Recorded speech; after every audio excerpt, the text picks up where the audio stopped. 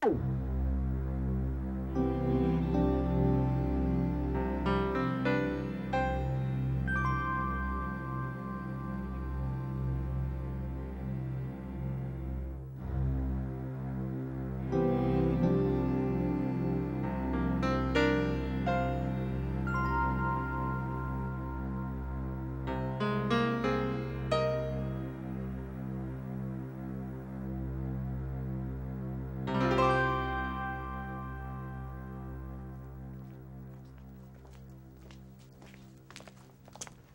passage of the 19th Amendment, granting women the right to vote, was a 72-year-long struggle.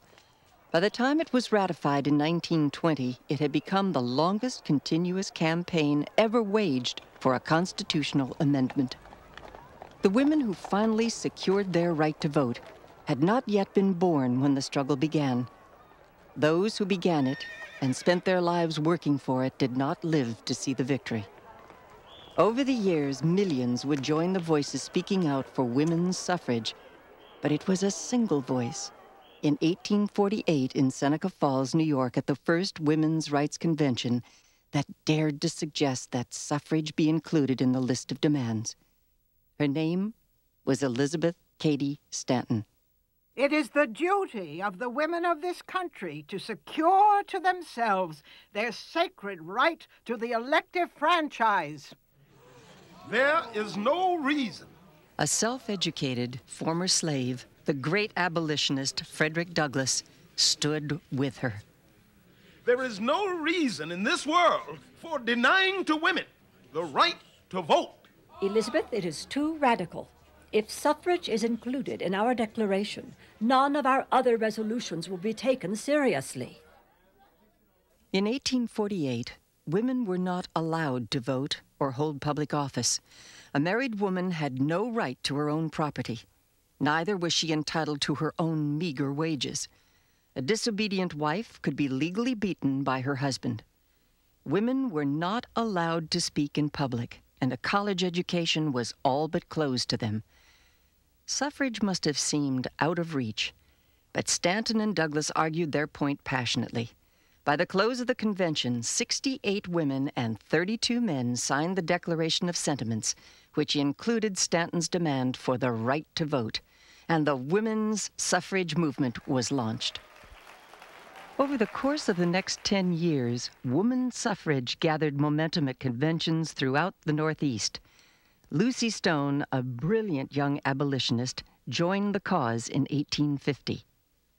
A few months later, in Akron, Ohio, a convention organizer by the name of Frances Gage heard the speech that she considered the greatest ever delivered for the cause of women's suffrage. Her handwritten notes bridge a century and a half.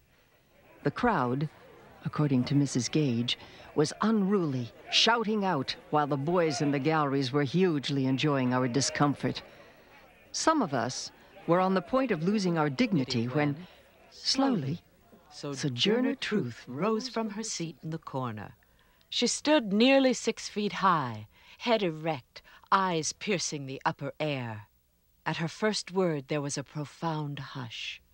Near the end of her speech, she pointed to a preacher who had claimed for himself superior rights based on the manhood of Christ. And there's that little man in black over there. Now, he say, women can't have as many rights as men because Christ wasn't a woman. Well, where did your Christ come from? I said, where did your Christ come from? From God and a woman. Man had nothing to do with him. Amen. Amen. Sojourner's speech ended to roars of applause. I have never in my life seen anything like the magical influence that subdued the mobbish spirit of that day. That same year, in 1851, Elizabeth Cady Stanton met a steel-willed young temperance worker by the name of Susan B. Anthony, and the most powerful partnership of the suffrage movement was born. Night after night, by an old-fashioned fireplace, Stanton and Anthony plotted and planned the coming agitation. How, when, and where each entering wedge could be driven. They addressed congressional committees. They wrote the federal suffrage amendment, which, beginning in 1878, was proposed to every Congress for the next 40 years. They formed the National Woman's Suffrage Association, which lobbied lawmakers on a host of inequities. They organized working women and published a newspaper called The Revolution. And for 8 months of every year for 12 years, they lectured all over the country. She supplied the facts and statistics, I the philosophy and rhetoric. And together, we have made arguments that have stood unshaken through the storms of long years. Stanton was an eloquent speaker and a zealous worker, but she was also the mother of 7 children. Anthony became the campaign's general. Single-focused, she took to the field with the battle plans that she and Mrs. Stanton had drawn up over 2 o'clock feedings. Wyoming became the first territory to grant women's suffrage in 1869. Utah followed the next year. In 1877, Colorado became one of the first states to hold a referendum on women's right to vote.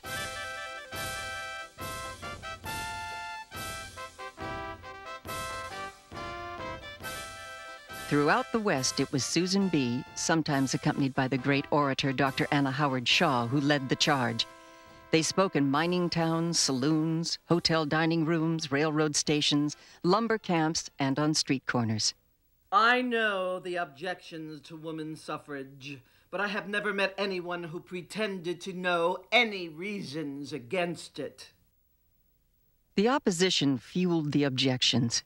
Anti-suffrage forces were well-funded, and they were fierce.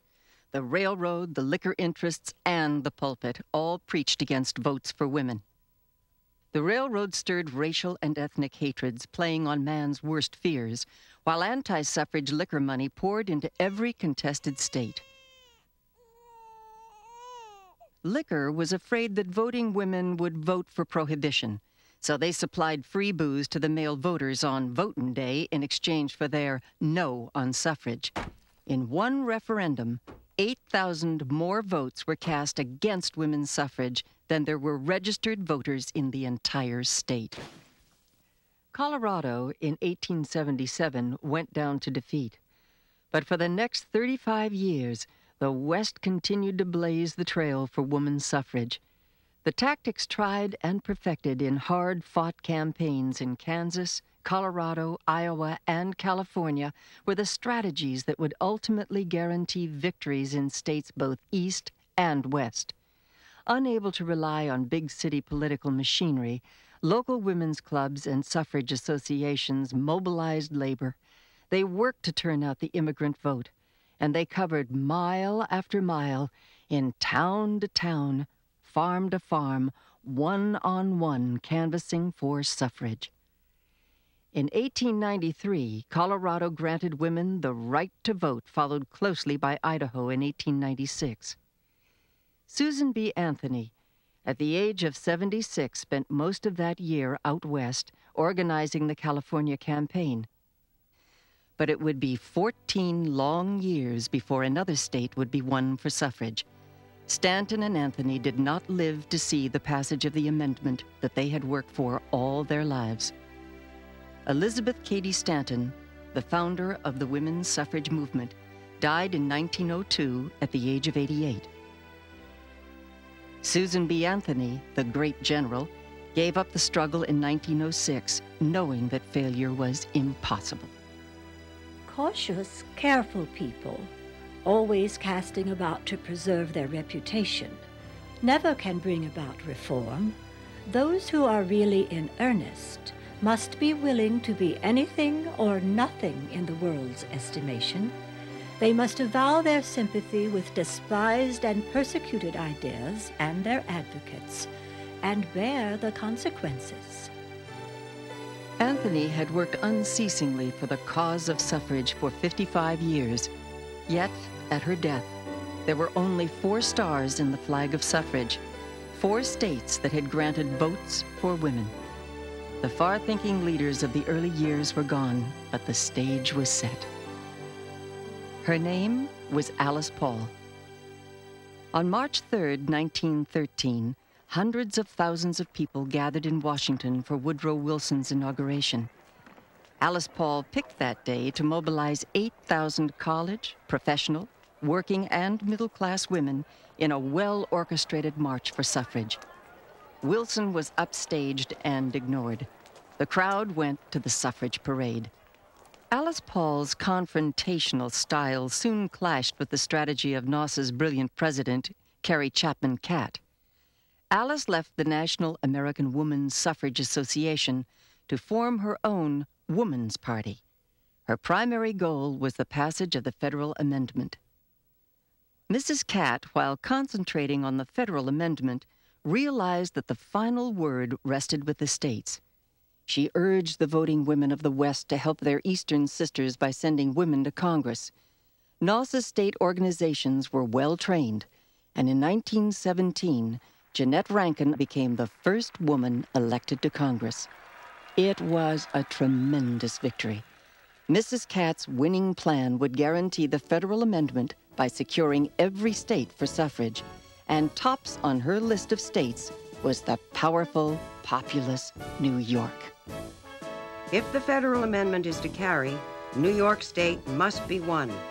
We've spent 8 years organizing. There have been outdoor concerts, street dances, torchlight processions, Irish, Italian, and Polish rallies.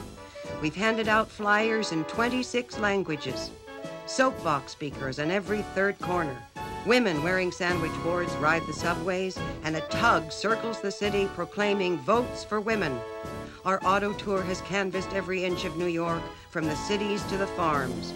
Every church, school, factory, saloon, house of prostitution, store, and shop have been visited for suffrage. New York State will be won.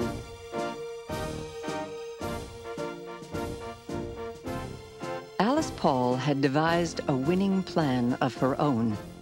The centerpiece was a bold, highly controversial new tactic.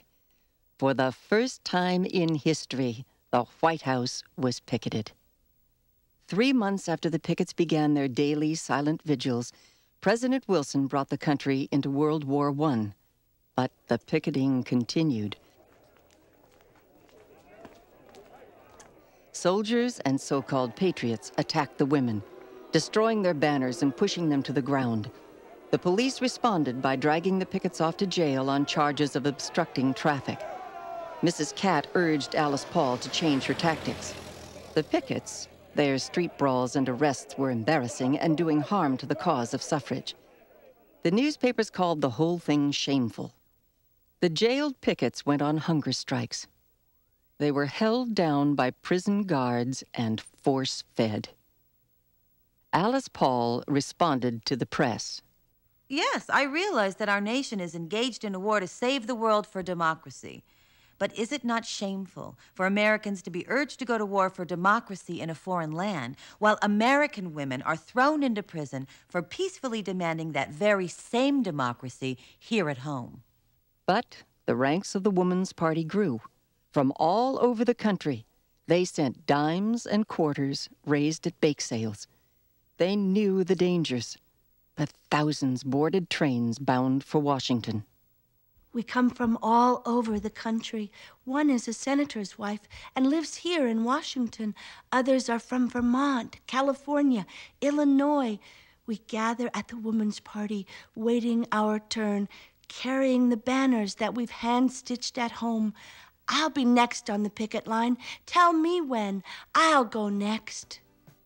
From that single voice in 1848 to those small-town suffrage clubs, from the big marches of 1910 through 1917 to the civil disobedience of Alice Paul and the pickets, millions were now in step with a cause whose time had finally come.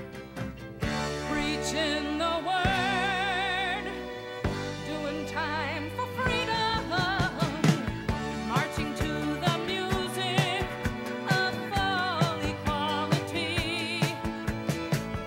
Courage is her watchword, truth is her banner.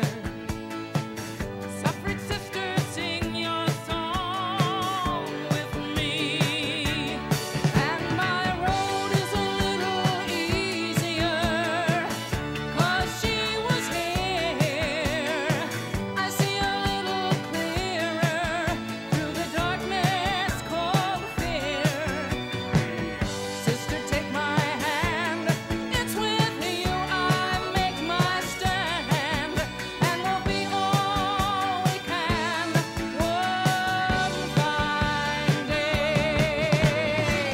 In June of 1919, the amendment passed both houses of Congress. And at last, on August 26, 1920, Tennessee became the 36th state to ratify the 19th Amendment to the Constitution. In the midst of the celebration, Alice Paul reminded the press, The vote is the tool with which women must end all discrimination against them. Our victory cannot be a signal for rest.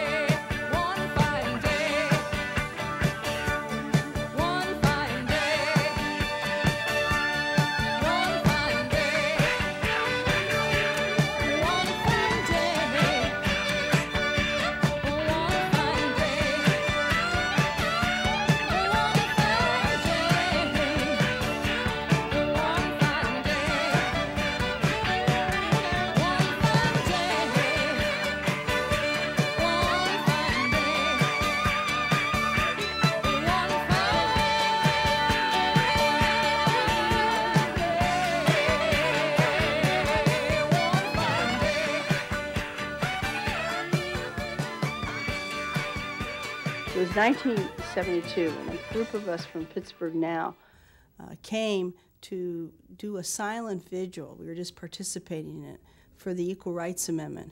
The amendment was before the United States Senate, and we had to pass it to get it out to the states.